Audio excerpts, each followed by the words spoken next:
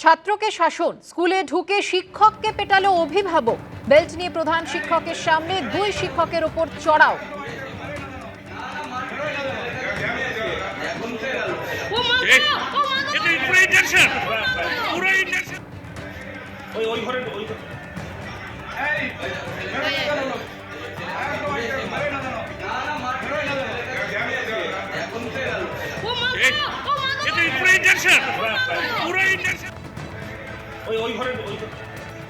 তো আমাদের স্কুল তো ক্লাস নিতে গেলে মিনিমাম যে শাসন সেটা তো করতেই হয়, সেটা তো হয়েই যায়। তা না হলে তো সেটা তো স্টুডেন্টদের ভালোর জন্যই করতে হয়।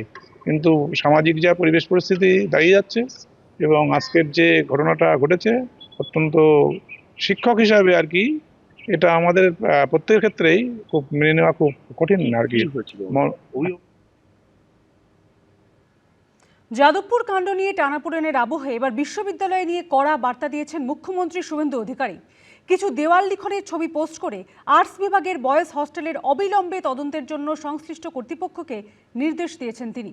আর এ নিয়ে পাল্টা মুখ খুলেছেন বিশ্ববিদ্যালয়ের পড়ুয়ারা।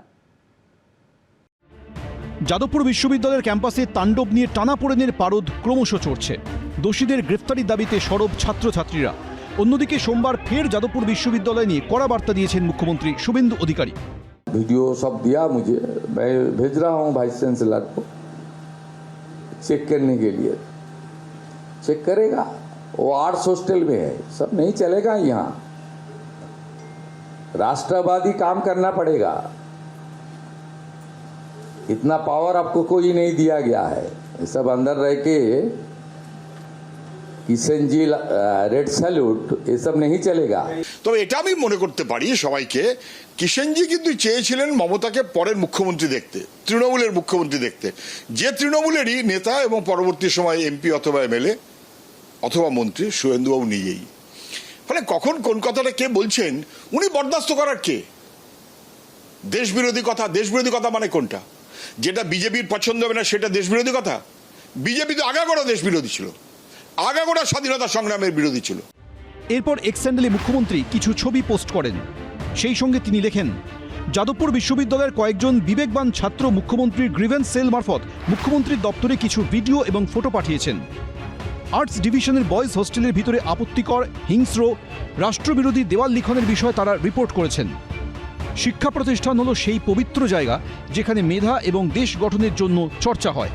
কোনো পরিস্থিতিতেই সেই জায়গাকে দেশবিরোধী ভাবনা প্রচারের জন্য ব্যবহার করার সুযোগ দেওয়া হবে না। আমি যাদবপুর বিশ্ববিদ্যালয়ের উপাচার্য, শিক্ষা দপ্তরের সচিব এবং সংশ্লিষ্ট কর্তৃপক্ষকে অনুরোধ করব অবিলম্বে বিষয়টা নিয়ে তদন্ত শুরু করতে। প্রথমে আর্টস ডিভিশনের বয়েজ হোস্টেলে গিয়ে সরেজমিনে খতিয়ে দেখা হোক এই দেওয়াল লিখন সেখানে আছে কিনা, থাকলে এর সঙ্গে কারা জড়িত তাদের খুঁজে বার করা হোক। মুখ্যমন্ত্রীর এই মন্তব্যের পাল্টা মুখ খুলেছে যাদবপুর বিশ্ববিদ্যালয়ের পড়ুয়ারা। ন্যারেটিভগুলো আগেরবারও ছড়ানোর চেষ্টা করেছিলেন, কিন্তু ওগুলো ধোপে টেকেনি।